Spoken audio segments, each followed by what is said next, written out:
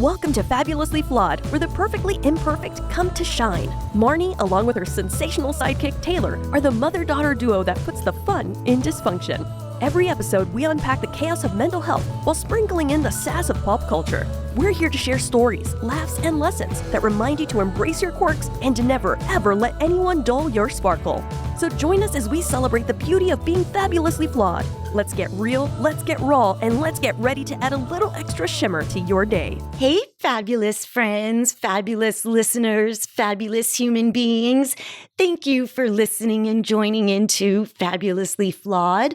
I am your host, Marni, and joining me, I couldn't be more delighted to have my darling, delicious, delightful, dainty daughter, Taylor. That was actually a little bit of a switch up to our intro. I liked it. You know what? I zhuzhed it up a little. No, I loved it. We need to give the listeners a little bit of something different. Right? So I'm glad that you changed it up. And just to give feedback, when you hear it, you're probably like, why are they like dainty? Taylor recently lost weight and a tremendous amount of weight, 60 pounds. Oh, I love how we said that in sync. Oh, because I'm so proud. Yeah. No, you are almost more proud than I am. Yeah. And so anyway, so one day she came downstairs in a sundress. I said, oh my God, look how dainty you look. And dainty was created. Yeah, that's where it originated. Do you know what? How cool would that be if we had like you wore a shirt that said dainty and it like became part of our merch? But like no, you don't, guys, you don't understand. Like I have been waiting my entire fucking life to be considered dainty. You weigh your bones when your bones stick out. Wait, the other day I was out with these girls and she said I looked like a Q-tip. Like I was a size. Wait, I didn't even tell you. That? Just so random? A friend of a friend. Okay. And she said, I was like, I'm sorry if I'm in your space right now because we were in the Uber and I was like on top of her. She's like, what? You're the size of a Q-tip. Oh my God, my dream. I was like, I would give you $1 million if I had it right now. I know. For saying that to me. No one's ever said I'm the size of a Q-tip. So that is amazing. Yeah. Like you hear on our latest episode, on past episodes, how vanity caused my insanity, which was trickle, because the apples don't fall far from the tree. Our orchard are like connected. Yeah. So we're just insane. But this episode is boundaries don't make you a bitch. And it's something that is so hard for people to say no. It's very hard to say no to anything or to tell people how you feel if something's bothering you. And I'm going to get into specific examples because it's our nature to people please. We don't want people to be mad at us. Of course, confrontation. Nobody wants to deal with confrontation. Nobody wants to deal with, well, if I tell this person no, how are they going to react? The uncertainty gives people anxiety. We get it. But inadvertently, what you're doing is you're disrespecting yourself. So what you're doing is saying, you know what? I care more about what my neighbor across the street feels versus me being in my alone time that I need right now. And whether it's with family, whether it's with coworkers, whether it's with a sibling, whether it's with a neighbor, the communicating your boundaries, they don't make you a bitch. The way people interpret it, that's on them. Yeah. Like, and we're going to talk about boundaries between you and I and how sometimes you get upset, or if I do something vice versa, that is your boundary. I'm not supposed to understand it, nor are you supposed to understand my boundary. What is something that I do and you cannot understand? There's something recently, I know. It's like literally something as small as like at dinner. If I say like chill out. Yeah. Okay. Well, we already discussed that one. Oh, true. Okay. Maybe because that one is like I'm still, no, because I think just honestly, like if I am talking and there's too much like the stimulation, the TV is going and I'm talking and Noah's washing his hands or whatever it may be. I get up and I leave. Exactly. Yeah, I was trying to come up with a way to say it. You literally are like, I can't be here right now. And I'm like, I don't understand. You're like, what's wrong with you? And I'm like, I'm just on sensory overload. Yeah, like we're sitting there eating dinner and everyone's kind of doing their own thing, but we're all collectively eating a meal. And it's like, if you get too overstimulated, you leave. And I'm just like, but you know what? Where are you going? But guess what? I rather me take my moment and my deep breaths if I'm triggered, overwhelmed, overstimulated, than sit there having a panic attack. So you don't have to understand understand it because, Yeah. you look at me and you're like, what's wrong with you? You're Well, not really that bitchy. I'm joking. I definitely don't She doesn't say it like bitchy, that. I guys. was just joking from a long time ago. Yeah. But you'd be like, why? What's, just sit here. It's like, I don't want to sit here. Yeah. That's a good example of like when you leaving the dinner table. Or here's something. Because of my ADHD, my trauma, for many different reasons, I get into a hyper focus mode. And if you ask me something, I'll be like, what? And then you're like, what's wrong with you? And I'll be like, just whatever. I have to now say, Tay, if you see me staring, that's not the time possibly to approach me because I don't mean to snap at you. I'm hyper focusing on something. And I think we've discussed this before, but it's I'm going to bring it up again because it has such an impact on the way I view you and when I'm around you is that because I saw you, and I'll say, I've said it a lot and I'll say it again, because I've seen you in such dark places at your lowest lows, anytime I don't see you with a smile on your face, it freaks me out. It worries me. And then I get so nervous that you are going back. I don't know what's going on in that brain of yours. It's all... it's all fizzled. You can't even try to figure it out. Exactly. So that's what I'm saying is that I don't know if you are going back to, Tay, remember one thing. Happiness is just one emotion of many. We are not supposed to be flatlined and just happy all day. You're supposed to be like the hospital, like up and down, up and down. Healing is a good day, a good moment, a bad day, a bad moment. Yeah. It's nothing is ever consistent. I'm constantly triggered by stuff. No, I know healing is not linear. I know that. I think I'm just saying the reason that I will be at okay, remember when you put on songs from the 80s and I'm like, oh, turn this off? Yes. And you were like, what's wrong with you? Oh, And yes. I said, okay, that's a great example. Right? Yes, I was playing this fun game with my parents. We were after dinner, we were sitting at the table just talking, and I was like, let's play, the most popular songs from 84, 85. Just saying it, I'm like quivering. I Go know. on. Just like, I just, playing a game, Dad, Mom, try to guess what the number one song is in 85 was. So something like that. And I remember by 1989, I was livid. I know. You weren't really the happiest. And we were having such a good time sitting there laughing and bonding. And then I got up and left. I couldn't take it. You had to leave but you know what? You set a boundary for yourself. If you sat there any longer, it would have driven you insane. So I'm glad you took it upon yourself to remove that was yourself. my boundary. Yes. But you don't have to understand it. And that's so okay. No, but you know what? I am starting to understand it. It's a lifetime. It's hard to, I don't know if I don't want to use the word agree. Because you don't understand. I still am like, well, don't you think you could sit here with us? But no, you can't. If you could, you would have. Exactly. So, and there's no right or wrong with the way people behave. There is no right or wrong. So unless you're doing like something that's genuinely morally wrong, but you know what we're saying. But like when Daddy and I were at our worst, he thought I should behave the way he would think he should behave. Yeah. And that's where a lot of the problems stem from. It's like, why don't you just go out? Why don't you ever leave the house? And again, there was no conversation of mental health. I had no idea what triggers were, trauma. I had no idea what that meant. I just thought this was who I am and I'm being shamed like a motherfucker for it. Another one of because this episode is all about boundaries, specifically more so yours, because you are more the expert boundary in this field. You are boundary I'm queen. the boundary badass. Yeah, you are. Yes, you are the boundary badass.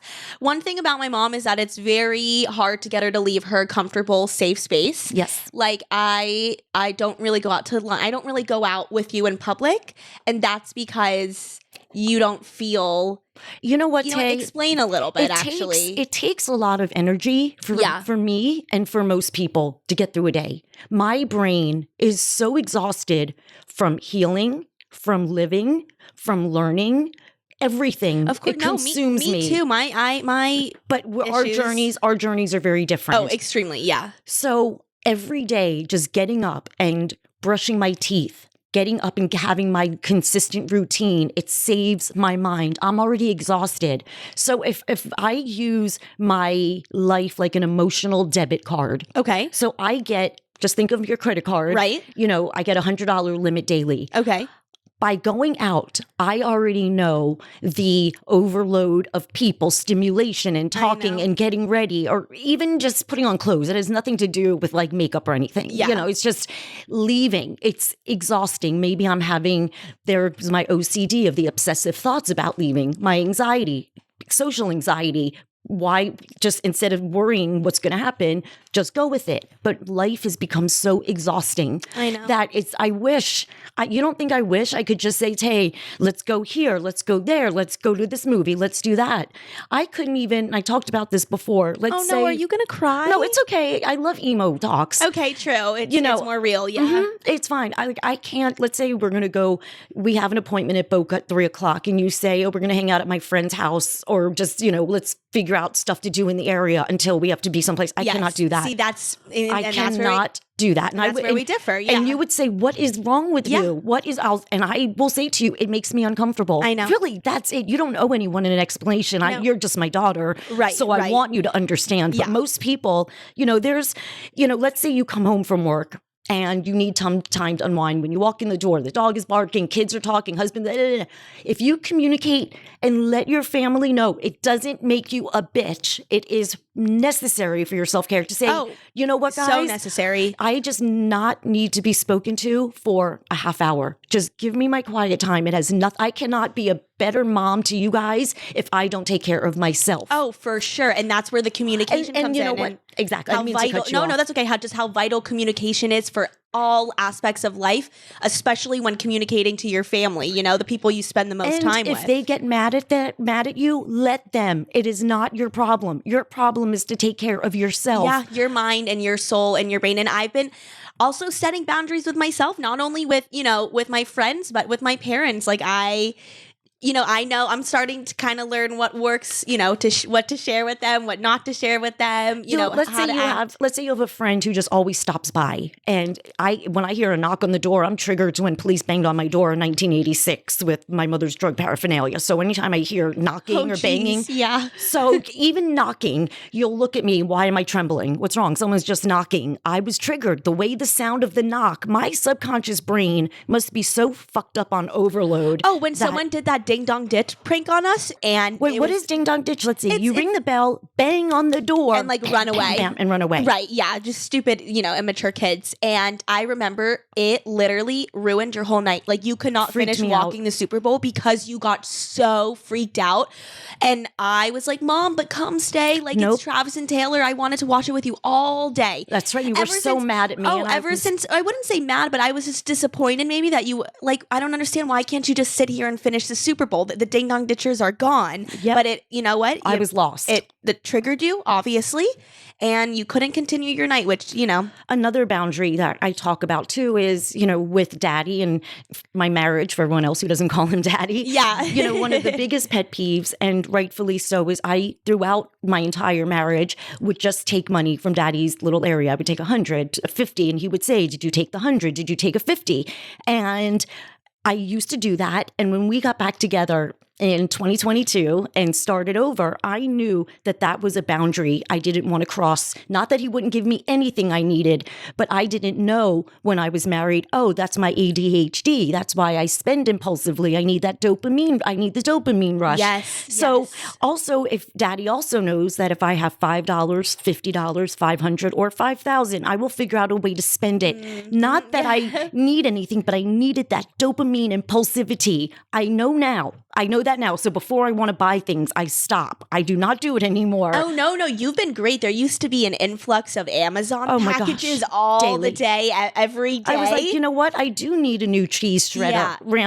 Stuff to that instant moment of gratification ended up being more destructive because you're using all these big fancy vocabulary words, by the way. I gotta tell you, it's been in me the whole time, Tay. I don't know. I'm just blossoming now. I think I'm starting to I've been watered and now I'm just growing. Yeah, you're sprouting. I'm sprouting. My little sprouts are there. I love it. I'm glad that I'm here witnessing the growth. So it's interesting how people, even if a friend constantly just shows up unexpected, and you could say to them, I love hanging out with you, but just call me before you come over. I just like to prepare and that's it. Girls' night.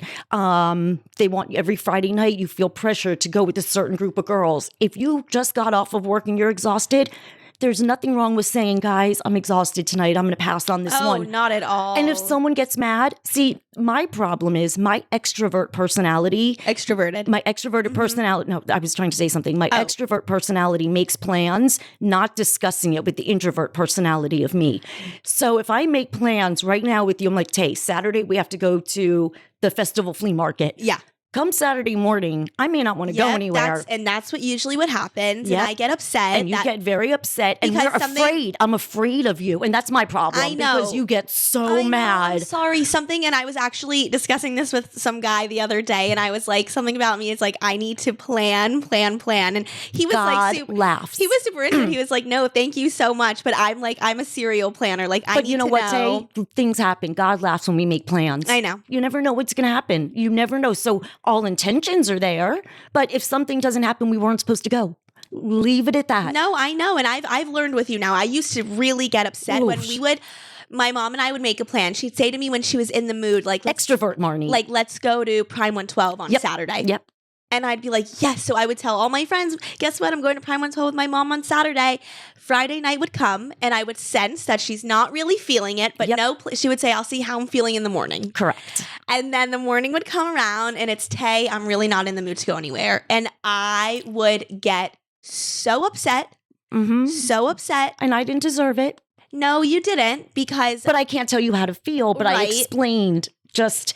It's just a very complicated situation, but basically, like, take care of yourself. I bet you tasted that steak in your mouth too, huh? Oh, I was probably salivating from the moment the thought initiated in your brain and you expressed it to me. No, but I've learned with you, you know, it's more so with my friends and whatever, they kind of stick more with the plan. So with you, it's really just how you're feeling in that moment. And I've learned to embrace it. You know what? If that's your biggest flaw, then thank God that my mom's biggest flaw is that she flakes on plans sometimes. You know, it's amazing. It's like, I think back to my 20s when I would be getting up and reservations for dinner would be at 8 and all this energy. And now it's like the thought of going to Publix. And what do you mean dinner's like at 7:30? Like, what? I'm washing my face, you know, at 7:30. I know. But, you know, it's just learning to be selfish. It's in a good way, though. Yes. You know, I think we've said this before that being selfish to a certain extent is, please do it. Protect your mind, protect your soul. Like, self-care is necessary. Yes. And if taking care of yourself, because I couldn't take care of my family when I wasn't taking care of myself. No, yes, I fell apart. So I lived my whole marriage people pleasing. I never was able to understand that somebody was really in love with me. Somebody, you know, it takes two, but my insecurities, my over-the-top reactions, what deserved a level 2 got a level 10. You know, pushing people away. What we went through was like, it was like the Amazing Race on steroids of marriage. Like, he needs a medal for surviving. Oh, yes, he does. And as you mentioned, your over-the-top reactions, I'm just thinking of how I'm just, you know, me and my own shit and how you have definitely passed down the over-the-top feelings and reactions to here's me. another. I'm just thinking of, you know, all my emotions that I feel on a daily basis. Here's a weird one. Like, when I would get ready and I'm at my dress, you know, the vanity table, and like Daddy would just like stare at me and I'd look at him like, what are you doing? Like, stop. And he's hearing, why is she yelling at me? Not hearing anything. I'm thinking, and I wish I could say, when you stare at me, it makes me feel uncomfortable and I'm being judged. That's what's going on in my subconscious mind. Communication. He's hearing. Comes in. He's hearing. Rawr, rawr, rawr. Yeah. And I was just like, I'm just having just when I'm stared at, it makes me uncomfortable. Like, you're judging me in my subconscious, overwhelmed mind. Any chance I get to say that communication is key, I say it, and communication is key. It all goes together. Setting boundaries, communicating your boundaries. You can communicate all you want, but you got to make sure they comprehend. Do you understand what I'm saying? But not rudely. Like, you know, this has nothing to do with you. So, like, when I would say, Tay, please put the dishes away, and I would come home and the dishes were still there. It wasn't necessarally the dishes that got me upset. It was someone's not listening to me. Somebody didn't care how I would feel. It goes deeper than that. So deep. And you started to figure that out about yourself within these last 5 years. Yep. So we're only kind of just starting to get used to that. Every day is a work in progress. Oh, for the rest of my life. Right, Every day yeah. I'm going to have depression. I'm still going to wake up, with someone who lives with crippling anxiety. I'm always going to be this person. Me But too, sis. the awareness helps me function, knowing I'm not going to put myself in a room full of people that I don't enjoy. I am not going to do anything that is going to remind me of a person, place, or thing. I'm not going to do it anymore because I'm aware. Now it makes sense when I used to go out for dinner with these people, why I would come home livid. Now it's like, oh, so daddy would say, so-and-so invited us out. And I'd be like, he goes, come on, baby, just do it for me, and I would, but I didn't really want to. And guess what happened? And a fight would happen. Right. I would resent, because when you people please, your inner resentment, you're mad at yourself. So you take it out on the one next to you because, damn it, I should have said no. I know. And if, this is, I guess, more for married people or people, in serious relationships. Compromise too is always of course. Exactly. There's compromise. There's compromise because, if your husband doesn't necessarily love to go out on Friday nights, maybe say, okay, we can go for a chill night once every couple weeks on a Wednesday. Just to, so they still get that, night out with you, but you're not, overstimulated and, not wanting to be there because then you just ruin the night for everybody. What I started to do with daddy was I realized date night wasn't going to work because I'm exhausted. Date night. You do date day. Date day, which is you guys the do best. date day. Like you'll go out even just running errands. That is that is a date for you. That's, spending quality time with your loved one. It doesn't have to be anything extravagant. Except it always seems to cost daddy a lot of money when we just do like little errands. Like, okay, can we just stop at Fresh Market or if we stop, not even, or Walmart, I just need a soap or something and we end up with like carts full. Of course, or let me just run in to Macy's. I need a lip liner. Or and then it's never just a lip liner. Yeah, no, but that's fun. And I'm sorry, guys. I just coughed. No, okay, no, but that's fun. I mean, anything. But we do prioritize our time together always. I mean, we make a very big. It's important, when we've learned, daddy has learned, he met introvert Marni, extrovert Marni making plans. So he has learned finally, we will know. It's like game time. Like, are they playing? And there'll be a game time decision. Yeah. Or like when an athlete has an injury. That's exactly right. They wait till like the last minute to announce if like Tyreek Hill will be playing with his I'm the Tyreek. I'm Tyreek of this house. No, that's what it is. And you know what? We've learned to love it and embrace it. And like I said before. Because there's no right or wrong, Tay. I know. That should be the worst thing about you is that you can't decide it's if you're doing something. I know. Yes. For those who don't know Yiddish. Was that Yiddish? That was Yiddish. Mm-hmm. Yeah. It's my crazy. Yeah. All the baggage. Yeah. No. All my crazy baggage that I love to take on this train and journey with you all. And I am just so flattered and so honored that we have people listening to us. It's remarkable. No, wait, it is the most flattering thing. Like this guy I was talking to the other day.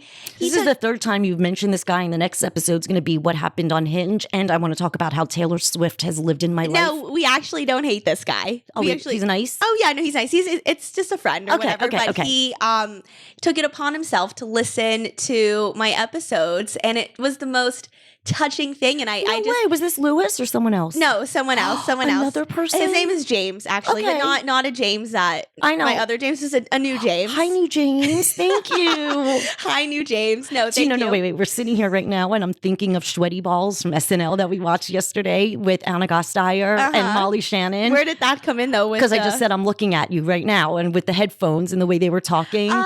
I was thinking of something funny. I was about to say something about comedies and funny. And it's just, Yeah, no, but he just took it upon himself to listen to the episodes. And I was like, I'm so touched. Thank you so much. And he actually liked them. And I was, so just. Oh, I know what made me say that. Because I was like, thank you, new listener, James. Yes. Thank you. That's what it meant. And then I started that. Yeah, no. So anyway, just going back on that, people actually are listening to us. That's amazing. I hope one person can say, you know what? I can't tell my family I need an extra 10 minutes of shower time. I need, my Saturday mornings from 10 to 11. That is my mommy time. And I have to tell my family I need to recharge, reset, regroup. That way I can be full for everybody. Nobody has to like it. They don't have to understand it, but you have to do what's good for you. It's the best feeling now knowing, I I don't have to do this. I don't have to do that. I don't have to look at them. I don't have to hear them.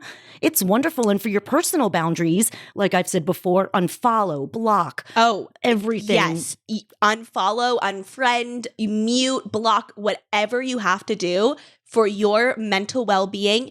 Do it always. Always. Wait, then I got re-triggered going back to see who was on my list. And I was like, ooh, Yeah, ooh. And I was like, okay, I get it. I trust it. Yeah, exactly. Just leave it in the vault and lock it up and never look at it again. And June is, we're going to be discussing how it is Pride Month. June is PTSD Awareness Month. And June is also Men's Mental Health. Wow, we've got a whole slew of things to acknowledge, But I didn't finish my word. Oh, sorry. Men's Mental Health Month. Yes. Thank you. Okay, so we have a lot that we're going to cover. talk about. I can't wait for our Pride episode because I'm so excited to just I already talk have about my all outfit. of the amazing things that the LGBTQ plus community has done for the world and for so many people. Why people care so much? Who cares if they dress in rainbow colors? Why does it bother you? Does it pay your bills? Does it feed your children? Does it help you? It Why? stems from people being angry with themselves. It all starts from the parents. You know, usually the most homophobic people are those that are closeted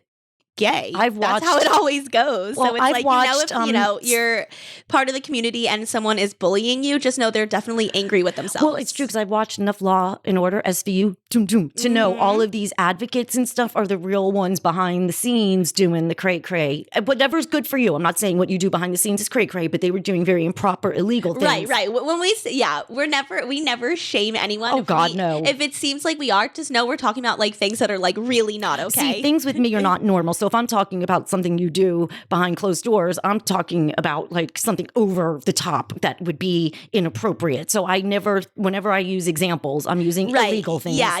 Just to clarify that we are very inclusive and accepting of quite literally everybody. I want you to know Taylor Swift is my new Oprah.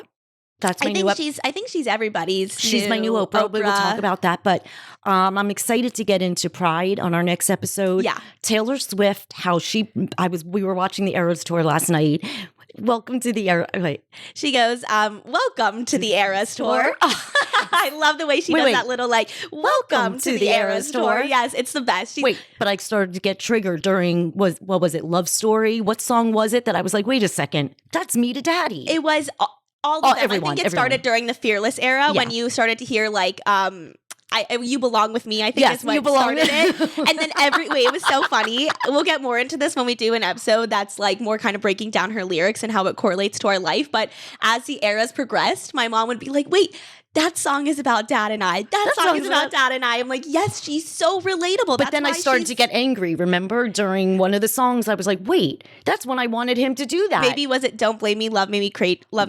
Maybe Don't Blame Me. You made me do pretty much every Taylor Swift lyric. Yeah, it was really funny, guys. You should have seen her. She was like, this one's about us and this one's about us. But I did it reversed too. I was like, that used to piss me off. And I was the one who fell. You think you cried on the staircase? I'm like, oh man, I was there with you on the pavement, banging our heads, crying over how could you leave me? I get you, Taylor. Yes. Well, that's why she's my best friend. She just hasn't met me yet. Exactly. And on that note, this is where Taylor, if you're out there, I just love you so much. I am a Swiftie over 50 and just...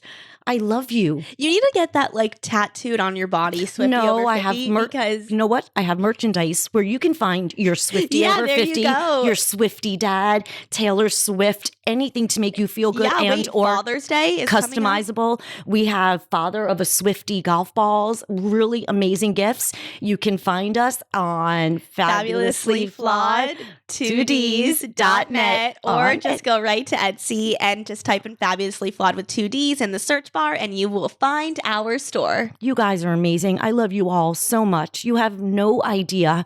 If I could send you all gift baskets to show you my deep eternal gratitude for listeners. No, it is the most. And anytime someone tells me they've listened, I want to hug them. Bursts. No, I know we talk about this all the time, but our gratitude is just so immensely full for each and every one of you. And special shout out to the new listener, James. James, who likes us. No, I want to hug you right now, James. The fact that you went back and listened, you rock, man. You rock. So you do rock, James.